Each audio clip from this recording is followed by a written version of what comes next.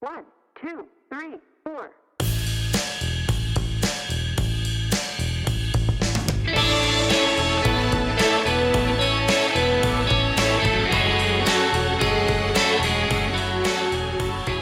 Hi, and welcome to the Vininspo podcast with me, Ed Merrison.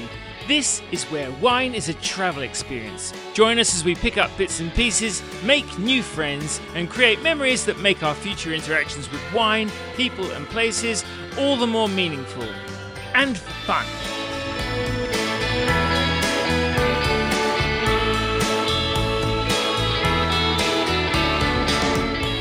My guest on this week's podcast is Matt Paul. Matt is the owner and director of Trembath Taylor. Michael Trembath and Virginia Taylor founded arguably Australia's foremost Italian wine importer in Melbourne in 1994. Matt, who started working for this lean, supreme vino machine back in the early 2000s, took over the business with his wife Crystal earlier this year following Michael's retirement. This is a great interview for anyone with so much as a passing interest in Italian wine. One of the trademarks of Trembath Taylor is Matt and mentor Michael's ability to make Italy's vastly varied vinous landscape utterly and delightfully accessible. We talked about how you don't have to be loud to have the ear and lifelong loyalty of your customers, Dolciacqua, Cilieggiolo, Cesanese, and other hidden gems, how a head-spinning dining experience can change your life, when I missed the memo on Puglia's popularity, how Australia's appetite has gone from a dribble of Pinot Grigio, Chianti and Soave to a teeming alphabet soup of Italian options, why you shouldn't mind your P's and Q's around DOCGs and IGPs, the role of restaurant floor legwork in reading the room and connecting with people, becoming a Tarn star in the Aosta Valley, and how La Vita is a good deal more dolce with a dose of wine among friends. I started by asking what Bambino Matteo got up to back in the day. Young Matt always loved food. My grandma, she's 100 and still going quite strong. She was a great cook, and I always really loved food. When I got a little bit older, I just spent some time working in restaurants and, trying to save up for a new pair of skis or something like that, another holiday. So I was always working in restaurants from the age of like 13, 14. And at one stage I thought, I really want to be a chef. And I shelved that down the track, but I think I still am a frustrated chef. Well, not so frustrated. I just love to cook, just for family and friends. I think the irony was that I thought, being chef, that's really tough work. Late nights, cleaning up kitchens. By the time you finish service, you're getting home at midnight. And then I spent many years working in restaurants where I was polishing glasses at 2, 3 o'clock in the morning. I maybe should have, done some cooking, but I've always really loved food. And growing up, wine was on the table. Not every night, not like my house. But there was a bottle of wine on the weekend. There was a cask of Riesling in the fridge. So Mum and Dad enjoyed wine, but, could have been anything, really. Always Australian wine. But I didn't really learn about wine until I properly got into the hospitality. And I think that's what really shaped me in terms of learning about it and what I loved at the time. It was really just the way I was guided by people that I had around me. Yeah, and you grew up in Melbourne and I think a little bit of time as well on Phillip Island, which is probably a place that not many people know that well. I can see it out my window right now. It's not far from where I sit, across the water. Looking across from shore, it's a beautiful place. I don't get down there very often. My family still live there, but it's a great place, very tourist oriented in terms of, people go to visit for, koalas and penguins and as such, there were plenty of restaurants to sort of, get a part-time job at when I was a teenager. Yeah, plenty of surf and sport and outdoorsy stuff over there. Was that a little bit you as well? Yeah, a lot of sport. I was never really much of a surfer, probably a better swimmer than in terms of being in the water. But, you're surrounded by the ocean, so, the beach is there, and it was a very quiet place to grow up, particularly at that time. It's changed a lot, certainly since I left, and I left pretty much straight after high school. You mentioned saving up for holidays and stuff. Obviously, in the long run, you've been travelling, racking up a few more air miles than most in this industry. But was that something that you saw on the long-term radar for you? Travel, languages and that sort of thing? I think definitely travel, because I travelled a lot with my parents when I was growing up. So, we lived overseas as a family, which was really interesting. I went to Japan straight after high school for about 9 months, just, working in a hotel. I'd always really loved to travel. I'd been lucky to see a fair chunk of the world at a young age. And I think that was something else about wine. It definitely gave you that travel option, and to see other places that were interesting and meet lots of people. I think that's one of the best things about the world of wine. Where did you live overseas as a family? Canada. So I had a year there when I was a teenager. Like I said, almost a year in Japan when I was sort of 18, 19. Yeah, travel was a big part of it, and I'm lucky now that I get to travel, 1-2 times a year at least, sometimes with a handful of people, sometimes with my family. You've got trade fairs and things like that you might do a dash to Italy for. But being on the ground and visiting wineries and spending time with people is definitely that's the fun part of the job. Yeah, you mentioned loving food and working in restaurants. When did that sort of change from, I suppose, those part-time jobs that you might have been doing on Phillip Island to a more serious set of roles in restaurants? Well, I went to William Angliss in Melbourne. So that was like 3 years of schooling, general hospitality. I thought it'd be a good qualification at the time. And sort of when I was close to finishing that up, I looked at the Good Food Guide and I thought I need a job in a good restaurant. So I picked out a few that were close to home at the time,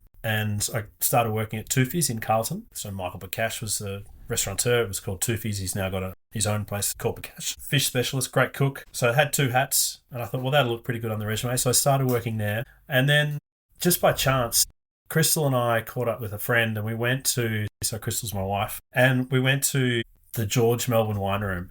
And I didn't know, but it happened to be the first night. It was like not so much a soft opening, but they just sort of flung the doors open and walked in there, sat down, ordered a drink, and thought, this place is incredible.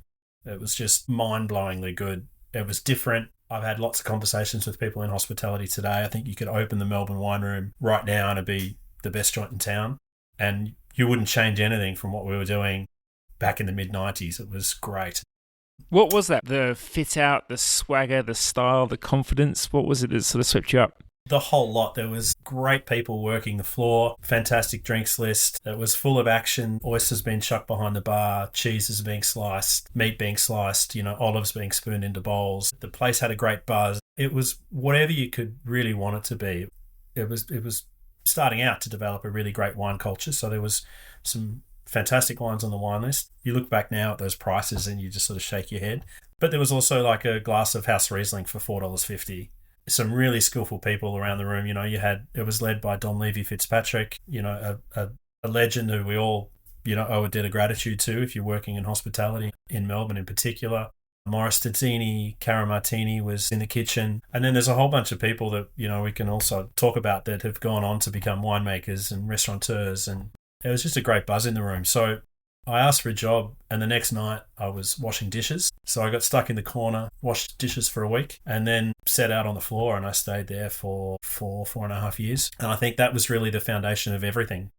When I look back now, the people I met and what I learnt at the time. You mentioned going to William Angliss, so doing something a bit more formal in terms of study in hospitality. How do you think that time that you put into that adds to your experience in the world? Obviously, you can't compare it to time on the floor as you had later on, but is there still a place, do you think, for that kind of learning? Yeah, I don't know. I've got no idea how they sort of structure courses today, but back then there were some of the subjects we had to do, it got nothing to do with working in a good restaurant. We had to cover things like housekeeping and, we did a lot of cooking, which I really liked. And that was still at the time something I thought, well, I could still make the switch here because I've sort of done half an apprenticeship in terms of cooking skills. But we were doing things, it was a bit geared towards hotels, big chains, than it was great restaurants. And most of my classmates were not working in good restaurants, and I only ever wanted to really work in a good restaurant and learn the ropes that way. Yeah, well, you found that vibe, that energy, obviously in St Kilda. You were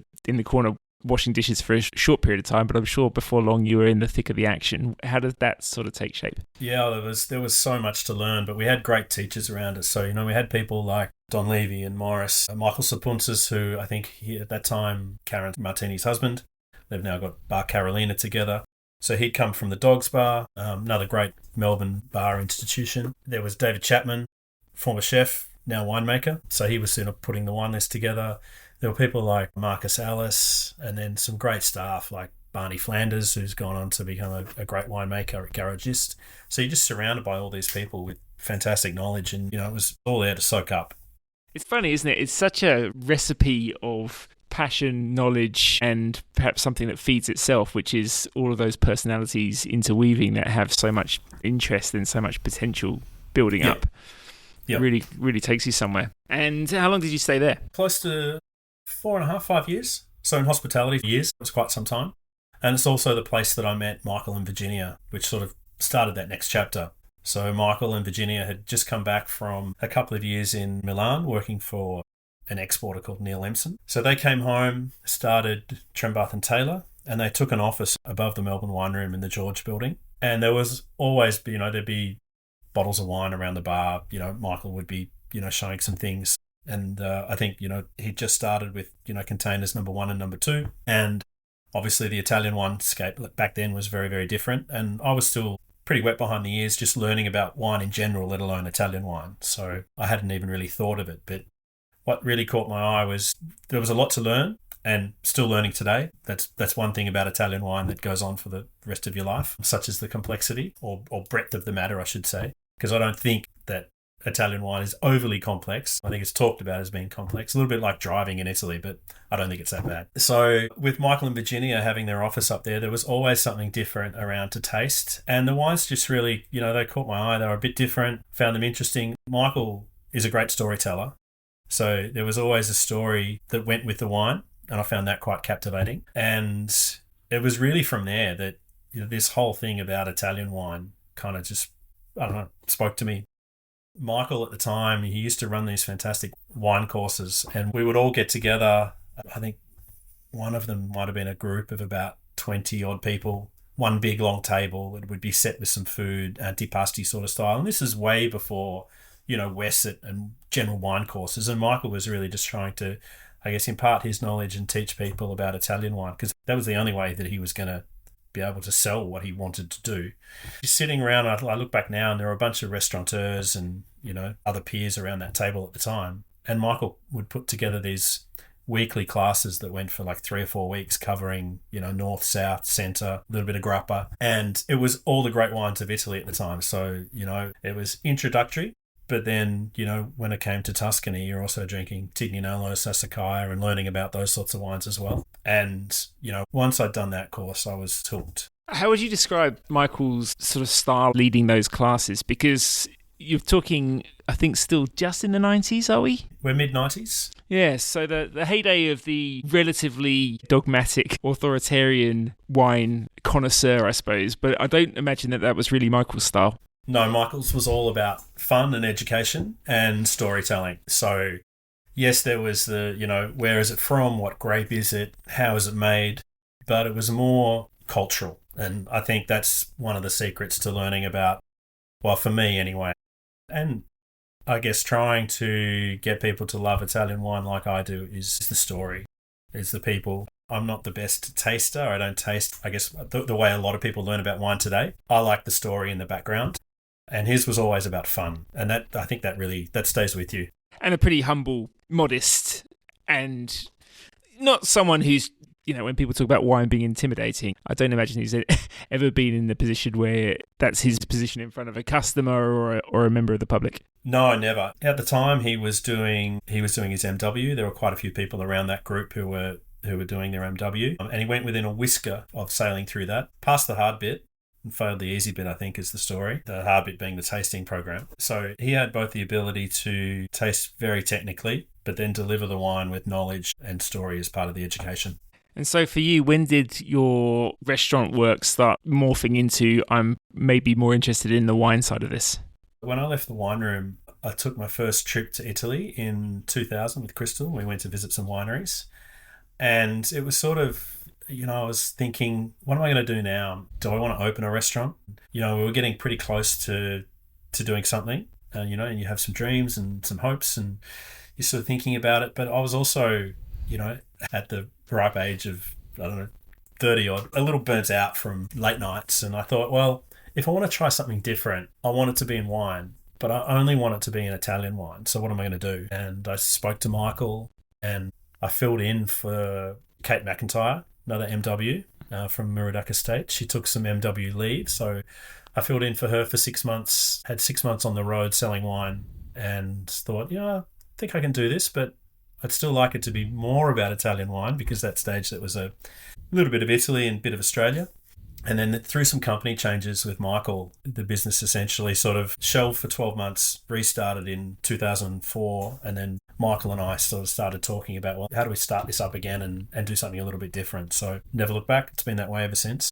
And how many producers did you start with then, back in 2004? The mainstay of the portfolio, I think, was about 30, maybe 32, 33 wineries, and nearly all of them are still with us today. So I think that's something I'm really proud of, that we've got this sort of generational change. Michael started the business working with the mothers and fathers. I've been working with the sons and daughters, and now there's a new generation coming through. And some of those names at the time some were established, wineries like Marcarini, Canterno Fantino was sort of just in its infancy, Costanti, Fellini. Today they're recognised names, but back then it was a bit of a different story. So there's some, you look back at the cornerstone of the portfolio, wineries like Pirapan and Sperry and Podgerino was up and coming, and they're still really important to us today. So do you remember some of the early producer visits that you made then as an importer? So after that first one with Crystal in 2000 that really kind of sparked everything, and visiting Podgerino and Chianti Classico in Tuscany, a few years later I've done a number of trips. There's been some junkets here and there. You go over to tastings, and I always remember Michael's words. Sometimes it was like, don't buy anything. Make sure you don't buy anything. And one of them was, no fucking Lambrusco, okay? And sure enough, I came home from one trip. I've got this great Lambrusco. It's delicious. It's dry. It's fresh. It's crunchy. We haven't got anything like this in the market. We've got to do something. It's too important to Italian wine not to have Lambrusco. So Michael's always like, no. And then I do it anyway.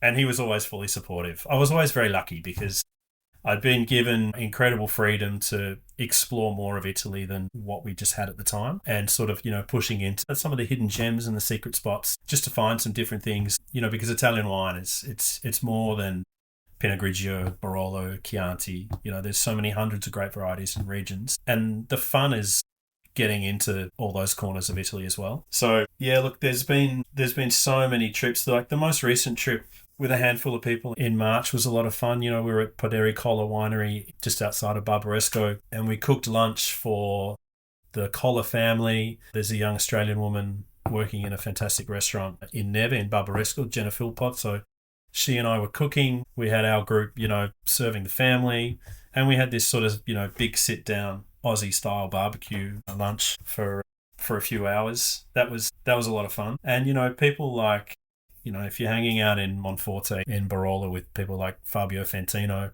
you're in for a riot. Chiara Boschis, also in Barolo, is wonderful to spend time with. And Michael and I have done a lot of fun things together. Got memories of, being in Aosta playing. They've got this crazy sport called Tsan, which is TSAN. And it's like this form of baseball cricket where you take this big stick and try and hit this object as far as you possibly can. It's virtually impossible. Is it balled at you, thrown at you, pitched at you? How does the ball come?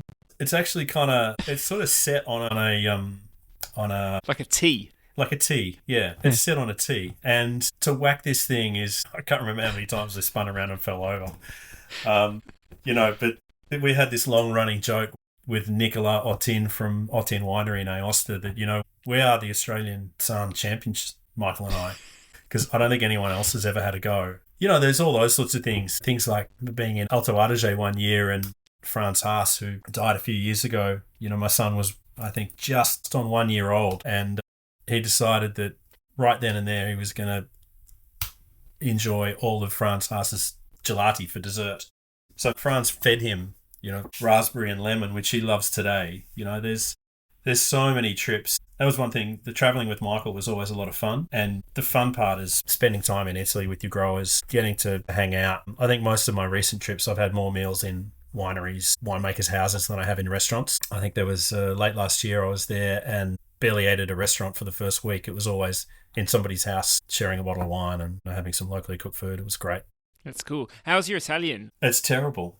Is it? It's still terrible. Michael's fluent from living there for a couple of years, and no, mine's really not good enough. I blame the Italian education system and the way that so many of my friends speak better English than we all do. So I need a little bit of time on the ground to sort of get my eye in and start practicing a little bit more. My pronunciation has always been pretty good, but stringing sentences together, and I think sometimes Italians, when they hear your correct pronunciation, they're like, off and racing. Yeah. I'm like, no, piano, slow down. I'm not following. and business today is, it's all done in English. So, but one day it'd be nice to spend more than just a few weeks in a trip and, bed down for a couple of months and practice things like language a little bit more. And just looking at that landscape, then you're talking about your early days of learning in Michael's classes covering different parts of Italy, and then starting out in 2004 with not an inconsiderable amount of producers, but just give me an idea, if you will, of what the knowledge base of the Melbourne wine scene was when you started. What areas people were familiar with, what wines people wanted, because obviously it's grown exponentially. But just to paint a picture, what was on everyone's radar 20 years ago? 20 years ago, it was very different. It was Pinot Grigio, anything from Tuscany, a bit of Soave, not much else. Like there was no Prosecco, didn't exist, not as an imported product. Barolo was just becoming a thing. I can recall a little bit later on in the 2000s, 2004s, which got a lot of press at the time, and it's starting to sort of pick up from there. But the mainstay was Tuscany, Chianti Classico, Brunello in particular. And you remember the first couple of wines that you tasted, don't you? Before that? Going even further back, I do actually. And I'd love to say it was, like some famous, like Sassicaia 85, which it was not. It was Brancaia Il Blu that we still sell today, 1994 vintage, and the same vintage of Hofstadter Pinot Nero from Alto Adige. So two polar opposites, and maybe those two wines, because they were familiar and I could understand that, I knew Merlot, which was what the predominant grape variety in the Brancaia was, and obviously Pinot Noir, but they were really different expressions compared to what I tasted locally. So, those two wines I always have a soft spot for. But just going to mid-2000s in Melbourne, look, it was really different. Like no one was yet exploring much else outside the main regions. There was no wine from Etna. Now everybody seems to have a winery from Etna, whether or not you specialise in Italian wine or not. It's grown enormously. And obviously the market was a lot smaller, different restaurants. And there's quite a few importers who are based in Melbourne, aren't here anymore. Like Enoteca Salerno, for example, who were the sort of the forerunner. They finished up recently. So the landscape, like it was competitive. You've got a lot more little players in today's market, but the market itself is just totally different and certainly for the better. How many producers would you be working with today? We might punch towards 80 next year. There's a couple little surprises for the portfolio early in the new year. So across wineries, and there's a couple of brands in there that we work with as well, but about 80. So it's pretty hefty. We cover 19 of Italy's 20 regions and dip over the border into Slovenia for a couple as well. Almost like a 21st region when you're sort of just literally crossing the border a few kilometres. So there's something from everywhere. I suppose as well, it's hard to map that Italian trajectory in Australia because obviously it's not really a linear thing. There's an interesting thing going on with people's awareness of famous producers, famous regions as well that come into vogue. Perhaps grape varieties that become accessible in terms of people's understanding of them, recognition of them, and a bit of that feeds back to the Australian story as well, when I guess Sangiovese becomes a bit more planted and appreciated here on our home soil as well. It probably feeds back and forth. Same with obviously Pinot Grigio and Prosecco, as you said, it was a story that was led by Australia rather than Italy. How did it spread from small to wide from your eyes as an importer in terms of how much people understood it, how much familiarity they had, and therefore I guess how much they wanted different things for their lists or their shops? I think the growth is one of the great things about Italy is that brand Italy is super strong, whether it be fashion, cars, wine, food, and Melbourne always had as a cornerstone, if you like, great Italian bistros. And then a couple of high-end restaurants, but it was always just really good, solid cooking. And Italian wine, I think it complements the Australian scene. This is probably part of a much wider discussion about where Italian grape varieties are today in Australia. But there's definitely brand Italy, I think, leads the way. Do you drive an Italian car? No, I don't want to waste my money. No, I shouldn't really say that. I don't have an old Alfa Romeo as much as I would love something like that. Maybe if I had a garage, no, something a little more reliable. But the only thing I drive Italian style is some my heavy foot on the accelerator. That's a skill I've certainly picked up in Italy. The Australian wine scene is pretty incredible when it comes to Italian wine. If, like you mentioned before, things like Sangiovese. So, if you take the Alternative Varieties Wine Show, grapes like Sangiovese are no longer alternative. And there's many more that are going to head that way, which I think's extraordinary when you think about, well, I know there were, original plantings a long time ago, but if you just take the last sort of 15, 20 years, the fact that we've got great varieties like, Fiano, Sangiovese, maybe Greco to a lesser extent, but other things like Verdicchio coming up, they're all finding their own way in the Australian market, and the quality's pretty good. So I think that's definitely part of the success. And, I think we've played a little role in that and sort of, bringing those wines to the market to start with as good imports, and then they found a home locally. It makes the Australian wine industry, I think, far more interesting, having those great varieties than just more of the same varieties spread right throughout the country.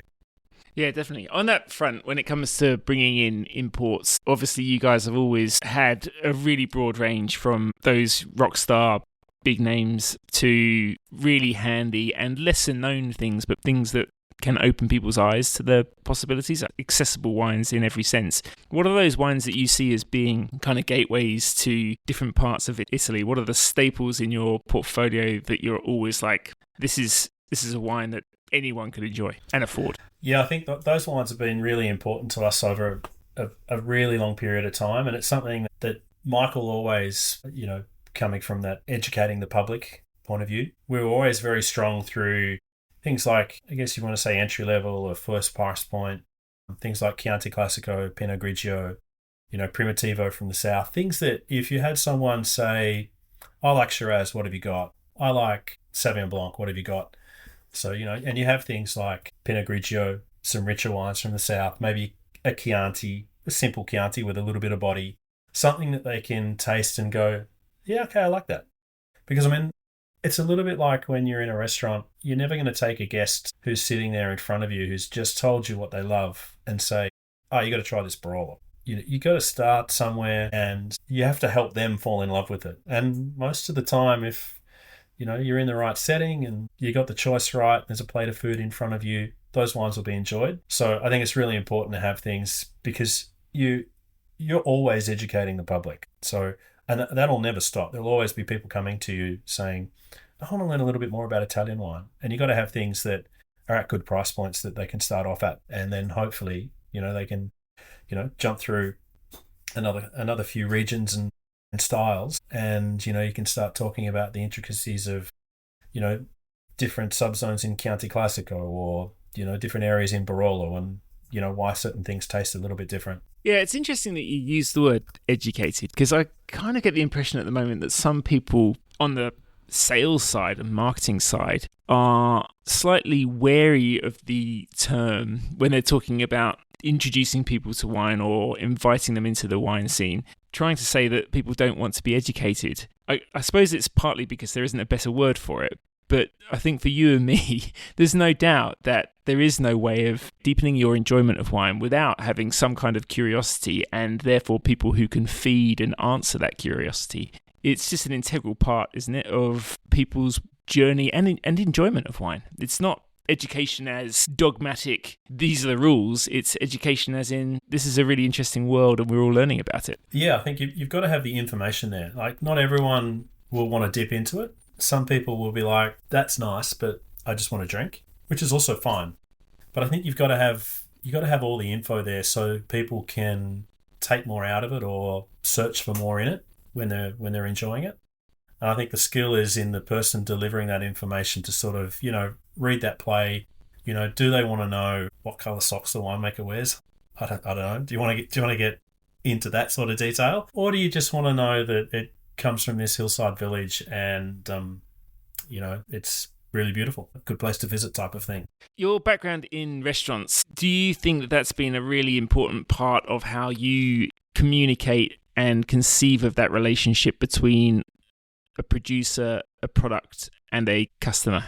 Absolutely. I think, I was a unqualified sommelier, in a couple of jobs, and, a little bit different to today. I think you come out of, with some sort of formal training, WESET 3, WESET 4, I always loved being on the floor selling wine to people. I really loved when you could sell someone a wine that might have been $20 cheaper than what they were looking at, but it was something a little bit different, and they go, I really like that. That's different, and it's good. Next time, what else have you got? I think it's a really simple formula. It's a long play. There's no shortcuts, and I think people who come out of restaurants who work in wine are mostly the best at how to get that message across. You can come from other industries and be really good at moving boxes of X, Y, and Z, but to really sell wine, good wine, I think you need, in our game, to have that restaurant understanding.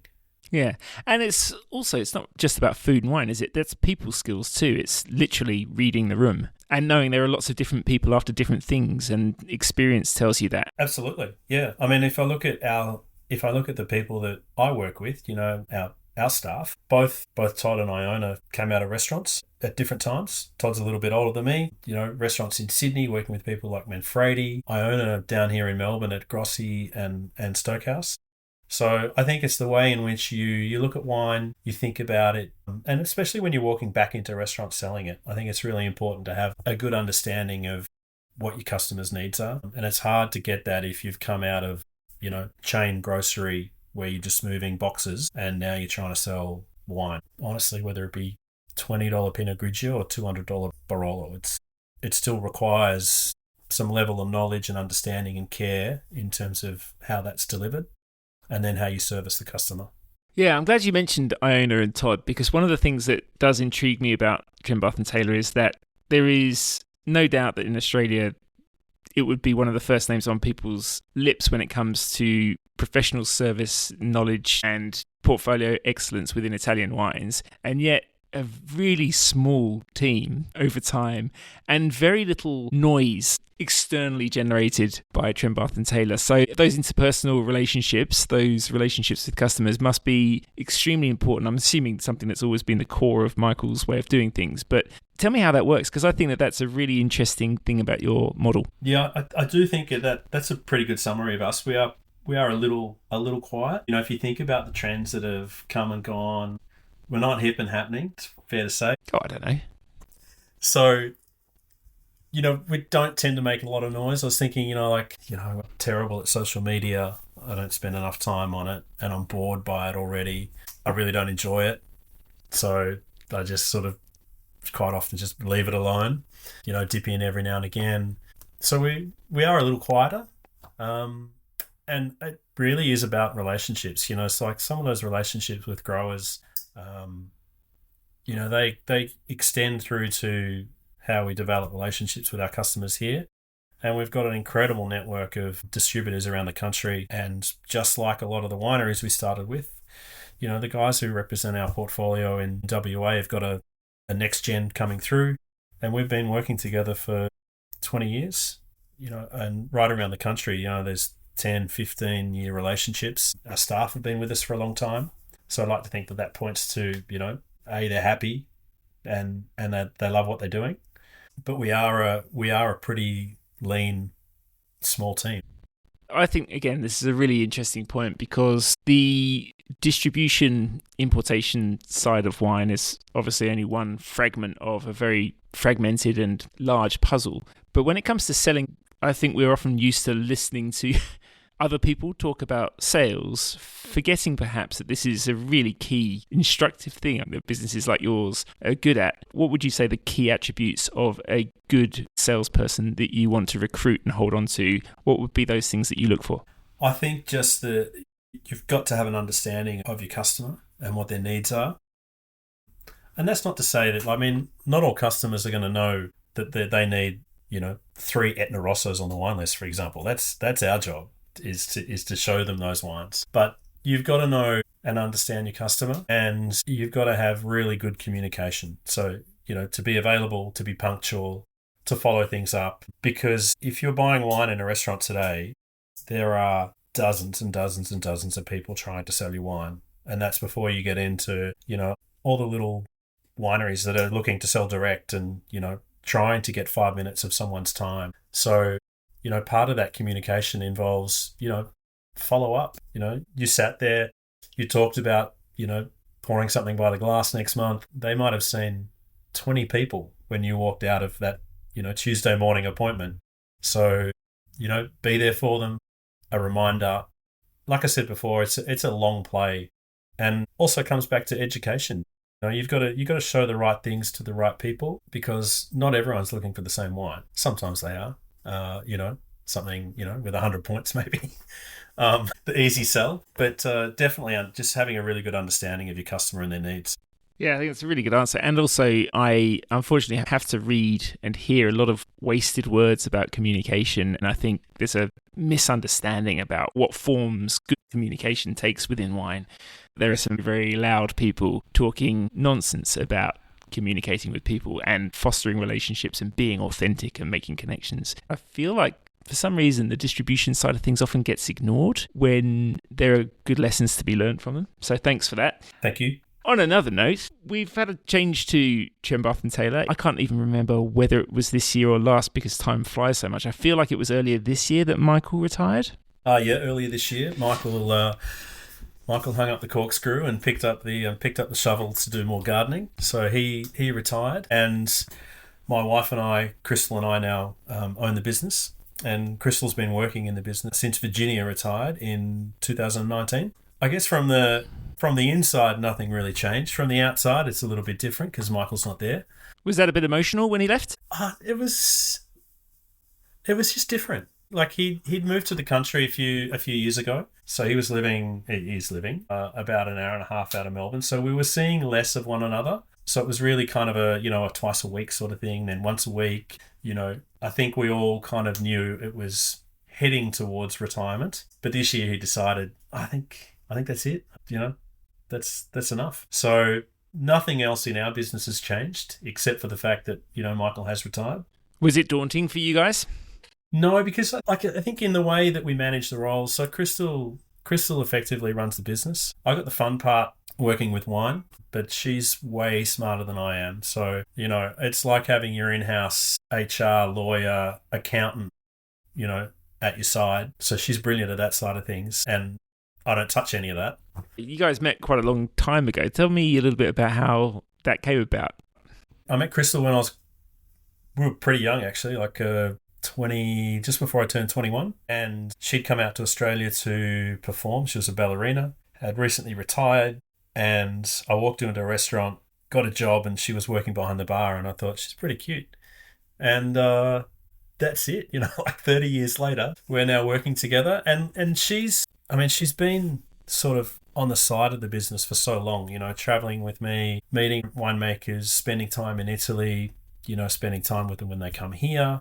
So it was sort of a natural for her to join the business and look after a side of the business that, A, I'm not good at, and B, there's only so many hours in the day. So having her, next to me for that has been incredible. Her job it's a part of the business that no one ever sees. And in some ways, it's a little bit of a thankless task, when you're running all the financial stuff and working with the banks and, doing all the shipping, but you can't run the business without it. And that's spread right through the company in the way that we've got, defined roles, but we all pitch in. So there is a big, teamwork element. If I think about Antonino, who runs our warehouse, everyone's just pitching in when needed to essentially look after the customer. And what about Crystal's instinct/interest in wine? Was that a nascent thing when you guys met? Has she always been quite interested in your career? Was she keen to be part of it? I wouldn't say that. I guess that really came later. I mean, she had corporate skills that were always going to be pretty handy. I can't program a spreadsheet to save myself. So, I would always call on her for a lot of those sorts of things. But now that we're working together, she's working much more closely with the wineries on things like ordering and payments. And it's easy and relatively straightforward because she does know so many of them. And when it comes to wine, she is absolutely black and white. Cabernet, she doesn't want to hear about it. Shiraz, totally not interested. She's got favourites, and that's how it is. And I kind of love that. So if we're thinking about what to have tonight, I don't know what it'll be actually. She'll probably ask for a bottle of Dolciacqua, for example. It could be Chianti Classico, I'm not sure. It might be Nebbiolo. It's probably going to be, just something that she loves that's delicious. That's a delight to drink. And, her preference is typically for, lighter, fragrant, elegant red wines that probably go with the sort of food that we eat, more of at home. But she's funny when you get her around grape varieties like Cabernet and Shiraz. She's like, nah, not interested. What else you got? Is she Canadian? South African. South African. South African. Does she like South African wine? No. She came here when she was 30, so no. Her memories of South African wine, performing at wineries like Klein Constantia and those sorts of places, and she's seen them, but not the modern South African wine industry that's changed enormously. No. She probably really got into wine more, I guess, when, she and I were together and we were eating and drinking and trying new things. Speaking of then, we'll travel a little bit around your portfolio and some insider knowledge. We've talked a little bit about those entry-level gateway drugs. What do you see as the wines that just fly out the door at any price point? A long-winded answer is, I think we've been really blessed in Australia. If you look at, compared to a lot of other Western markets, we've got a healthy, not without its own set of problems, but, we've got an established wine industry. Australian drinkers have got, in general, very good knowledge. That's something that is appreciated and admired by the Italians that I work with. They know that this is a developed country in terms of wine. And Australian importers of Italian wine, have always brought, on the whole, pretty good things into our market because we've got really good wine in, if you want $20 Grenache or $25 Grenache from McLaren Vale, it's never been better. It's juicy, it's bright. If you look at Australian Chardonnay, for example, never been better at every price point. So what you're bringing into Australia has got to be good and it's got to be relevant. And I guess it's my way of saying that we have to compete locally, but not with local wines. So we're not bringing in, even though Italy does make Cabernet and Shiraz, we're not trying to compete in that market space. Tuscany's always been really strong, but especially Chianti Classico, which is one of my favourite wines and I think one of the bargain buyers of the world. If you think about a wine that has real connection to where it comes from, you can buy wines from small wineries where there's a lot of love going into the bottle. I think Chianti Classico is unique in that there's a as opposed to top trickle down, it's Chianti Classico must be great first. Then there might be Reserva, there could be Super Tuscan, but it's always Chianti Classico must be the headline. And these are wines that are really great at the table with just about anything. It could be as simple as a little plate of cheese and salami, some olives. But they can age for, the best can age for 10, 12 years and they're fairly affordable for a wine like that. So I think Chianti Classico for sure. Nebbiolo has been always gaining in popularity. Etna Rosso, Etna Bianco. And then I think some of those little gems are things like Cesanese from Lazio, for example. We started working with Damiano Ciolli, who's sort of been one of the protagonists of great Cesanese from Lazio. And we started working with him, I think, just when he picked up his first Tre Bicchieri from Gambaro Rosso, which doesn't so much have the importance today that it did back then, but he was sort of just getting known. And, we've been working together, well, that must be 15, 16 vintages later. And they're just delicious wines, that they're a little Pinot Noir-like in weight, but super aromatic, fleshy, really interesting, just great drinks. And again, at, I think, really good price points. Italy's got a real sweet spot. Once you sort of move out of Pinot Grigio Suave, maybe Chianti Superiore or just regular Chianti, and you get into this middle band at least in the Australian market. So things that might be, between $40 and $70, and there's so much good stuff. Things like Dolciacqua that I mentioned before that I really love, which sort of combines sort of Rhone type spiciness with Sangiovese sort of, meets Pinot body and weight, but a wine I really love. You've got things like Prier from Aosta. They're the things that I really love showing people, just that are a little bit different and maybe not something that they've seen every day. What's the most underrated part of Italy to go and visit to eat and drink? Underrated? I asked that partly because not having been to Puglia, everyone seems to be going there these days and having the time of their life. Puglia is beautiful, but I mean, it's been swamped with with tourists for a couple of years now, as has Sicily. I wouldn't say maybe not underrated, but probably overlooked is, I think, a really special region in the far north of Alto Adige, because everyone's sort of focusing in summertime. It's Sicily, Sardinia, Puglia, Tuscany and Piedmont, of course. But I think Alto Adige is often forgotten. It's sort of, great countryside, really good cooking, more Michelin star restaurants than, which is not necessarily my thing. 1 star, fantastic, but they've got heaps of 1, 2 and 3. There's lots of Austrians and Germans who, drive down, fill up their car with wine, eat, drink, but the scenery is beautiful. So not underrated, but probably overlooked just by the fact that so many people choose Tuscany or somewhere else first. Friuli is beautiful, perhaps a little underrated in terms of visiting for tourism and wine, but fantastic wines. I could almost make an argument for nearly everywhere. Well, Jeff Porter was a big fan of Abruzzo. He reckons that's not talked about enough. I'd agree with that. There's a lot of wine at the cheap and cheerful end, and probably not enough attention on the wines at the top. And any misnomers or myths that you think creep around about Italian wine, or things that educators are perhaps missing the point on, things that people don't understand? Now's the time to set the record straight. I teach Italian wine a little bit differently today than when I started. So, DOCs, DOCGs, DOPs, IGPs, that has become a bit of a minefield, more than what it used to be. I think trying to explain, there's the history of Italian wine, the modern history, and why they came about and what they did to, I guess, lift Italian wine out of its doldrums and improve the general standard. When I started, people were talking about, it's got the tag around the neck. Well, that used to be reserved for DOCG wines, and now you can have a DOC tag. Now I think it's much more geared towards teaching people about what is it, where it's from, and obviously what it tastes like and those sorts of things. But really getting into producer, and having less reliance on the fact that, it's DOCG, so it must be good, because there are so many wines that are not. And there are some DOCG wines that, frankly, a little bit boring. And I think that's probably one of the really big changes. And I'd also say that I think Italian wine, over the last decade or so, has really sort of come to stand on its own 2 feet. It doesn't have to be compared to, a famous wine from France as a general sort of fallback position. I know that you've got things like Cabernet Franc and Merlot in places like Bulgari, which always gets the Bordeaux comparison.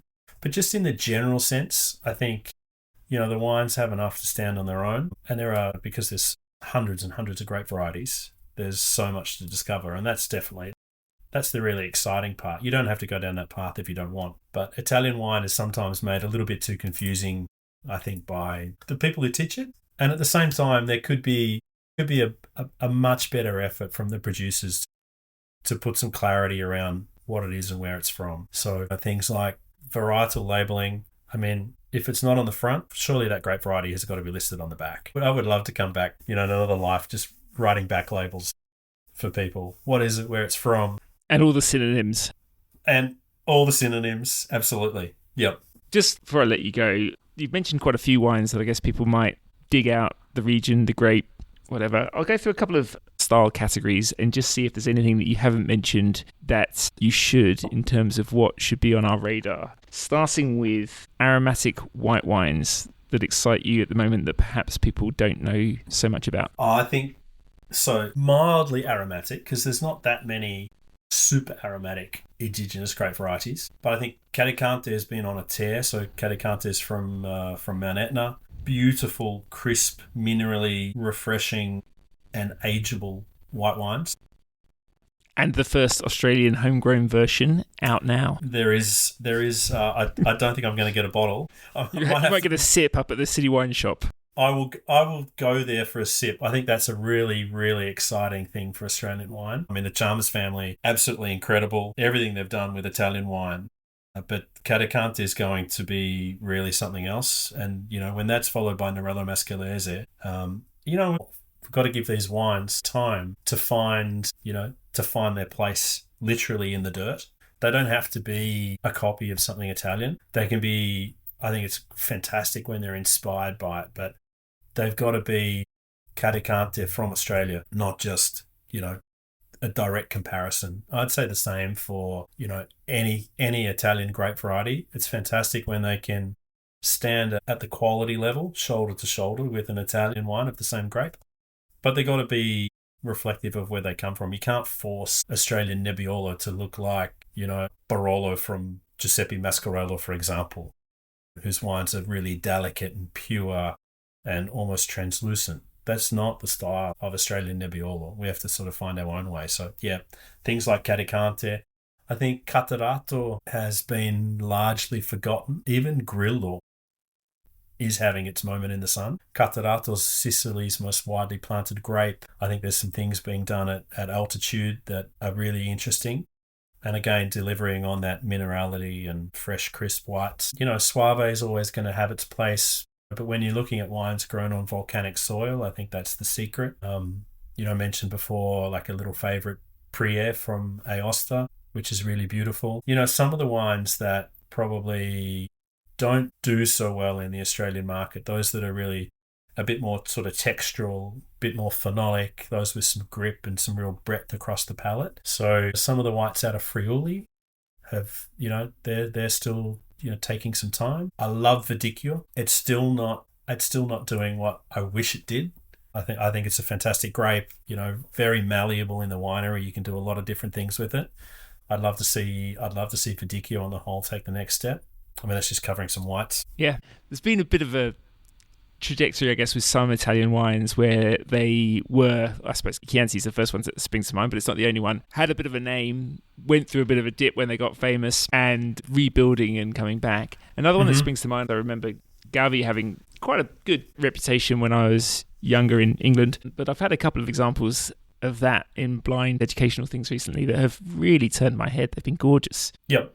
That's another forgotten great Cortese because all the focus has been on Timorasso, and Timorasso's beautiful, but Gavi's sort of been, really left in its shadow. So that could be another that's ready to sort of bounce back after being really popular 20 years ago. And again, it's a name that it rolls off the tongue. I remember Gavi de Gavi. So, maybe that's one that's primed for a little bit of a return. Yeah, and in a recent class, we had the Umani Ronchi Casal di Serra Verdicchio, which just looked screaming. And it's, mid-$30, I think? Yeah, probably, about mid-30, 35, 36 retail. Yeah. Gorgeous drink. Again, bottled on a screw cap, thankfully. Ages beautifully and delivers, crisp, clean white wine, but with interest. And what else on the lighter red side that should be on our radar? Oh, I think I would try Lambrusco, so lighter red with bubbles, but definitely try Lambrusco because the best Lambrusco, dry, crunchy, fresh. You will finish a plate of salumi in no time flat with a bottle of Lambrusco open. I mentioned before Dolciacqua, tiny area in Liguria, but wines are gorgeous. Ciligiolo from Tuscany, usually made without oak, very fresh, lively, a little bit frisky, gorgeous drink. Nerello Mascalese, of course, from Etna. Frappato from Sicily is beautiful, very fragrant, kind of like it's like a bunch of flowers, in a Pinot-like sort of white wine. I think a lot of people are looking at things like Frappato and enjoying that style. And then I think there's the wines that sort of you might forget because you've known them for so long. Things like, really young, fresh, fruity Valpolicella, real Valpolicella, that's not, we're not talking Ripasso, we're not talking any passing over of any Amarone grapes, just bright, fresh, fruity, elegant Valpolicella is a delicious drink. So many. Yeah. What about the heavier end of the spectrum? Well, the big guns, I mean, really this year's been all about Barolo 2021, which is a fantastic vintage. Wines are superb. They're on par with the best of the recent years. They're going to sell it beautifully, but they are so delicious to drink, providing, you do like a little bit of tannin and a little bit of acidity in the young wines. They're gorgeous. Anything out of 2021 pretty much throughout the country. So Central Italy, Tuscany, fantastic. Brunello, pretty good. Chianti Classico and Reserva 21, stunning. Can't lose. Yeah. So we talked a little bit about your lean ship that you run there at Trembath Taylor and the relative quiet in the way that you go around steering that ship. How do you feel about Trembath Taylor, not within the import side of things, but within the broader wine industry? Is it important to be part of the wine industry or to feel that you are? And where do you sort of sit with that? Well, we're definitely part of the wine industry, but I guess not part of the Australian, wine industry. We're not making anything here. We're importing and contributing into the market in different ways. In terms of how we're seen, there's the Northeast Wine Challenge from, I think it's the Beechworth Vignerons Association. So I'm sending some wine up to Mark Walpole, who is a pretty amazing winemaker up in Beechworth, and everything he seems to touch of Italian, it's good. So we're sending some wine up to sponsor the show. We in general, we get really good support from winemakers around the country, buying bits and pieces. That's a bit of a thrill when, you've got people who are, calling you saying, I've had this bottle and I was in this restaurant, and whether it was here or in Italy, and I really like to get some. Winemakers are thirsty to try anything. They're always very open-minded. So I think, look, it's a contribution that, for me is a privilege to continue what Michael started. I think we've got some way to go. I'm not hanging up the corkscrew just yet.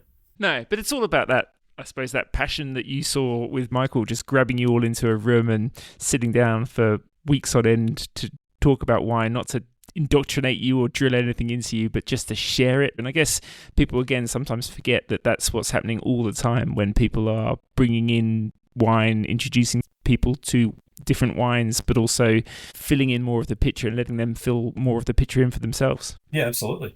Absolutely.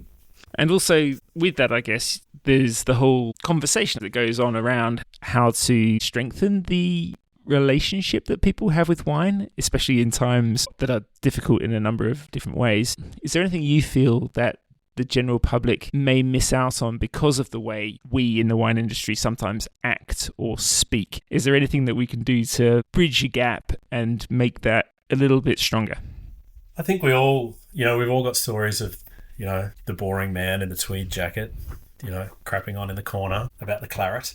There's thankfully less of that today. But I think something I would say is that, wine is a drink to be enjoyed, and we shouldn't strip the fun out of it by analysing it to the nth degree. I don't really, if you're caught up in tasting notes and, whether it be blueberries or cherries or raspberries or mulberries, I don't really care.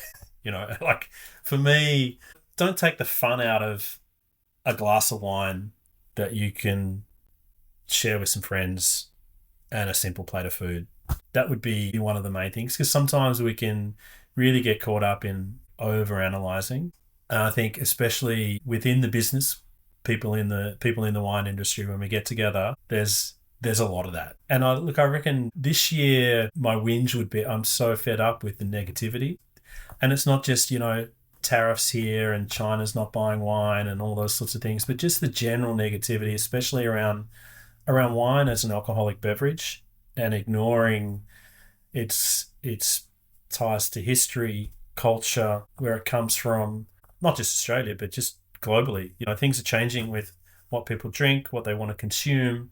The other day I was reading an article that again gave conflicting evidence on, there's every glass of wine is bad for you. It's just one on top of the other. And I think the way wine is put into the alcohol category, yes, it's alcohol.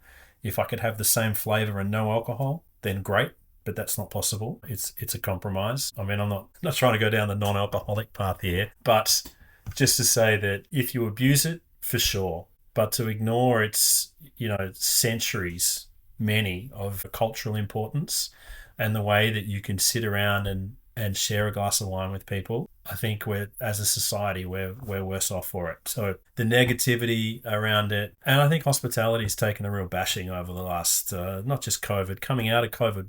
COVID was hard enough, but it's been brutal this year, I think, for a lot of restaurants. And yet there's so much good stuff happening at the same time. There's great places to eat and drink.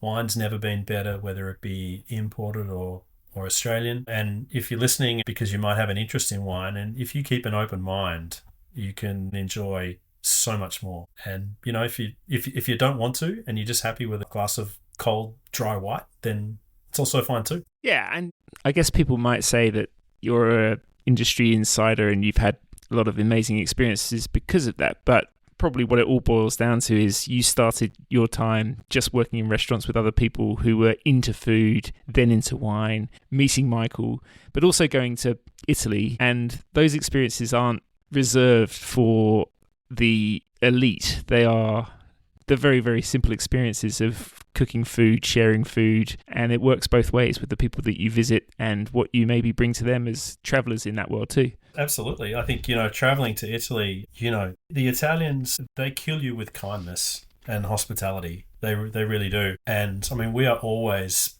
helping people, with an appointment here or there, suggesting where to go, whether it be a restaurant, a winery, something to see along the way. I spend probably too much time, as like a travel agency service sometimes, but it's certainly not for the elite. It's, anyone can jump on a plane and, get on the train or grab a car and drive around some vineyards and enjoy that part of it. And a lot of people do. Italy is still really, really popular for all of that. There are a number of people who come home and say, I had this wine here and, I fell in love with that. And that's all part of it.